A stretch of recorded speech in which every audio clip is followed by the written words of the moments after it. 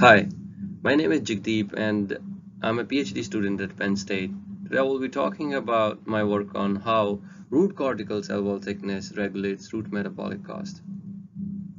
To start with, why do we even care about maintenance cost? Well, plants invest significant amount of daily photosynthase, in some cases 50% of the daily photosynthase to maintain the root system.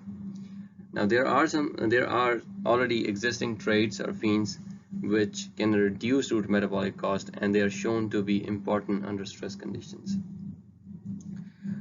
Here we propose that within a root segment with increased cell wall thickness would have low respiration, because increased cell wall thickness uh, leads to reduction in cytoplasmic or lumen volume, and now lumen volume is the one which requires a huge amount of energy as compared to cell wall.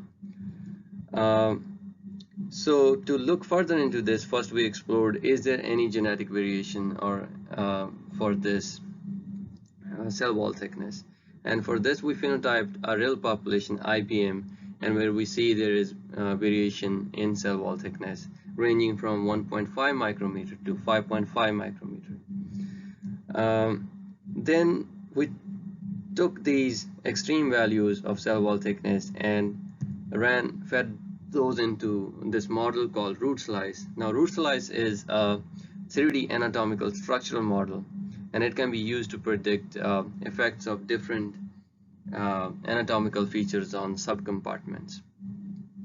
Here on x-axis in all the graphs we have average cell wall thickness, and with the increase in average cell wall thickness, root slice predicts that there is a reduction in cytoplasm, there is a reduction in corresponding mitochondria and phosphorus.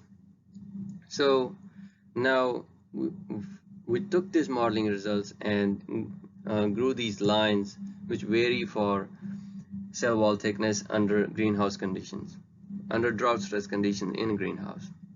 And in this graph you can see on x-axis again average cell wall thickness, on y-axis it's a respiration per gram dry weight. And we see with increase in cell wall thickness there is a reduction in respiration.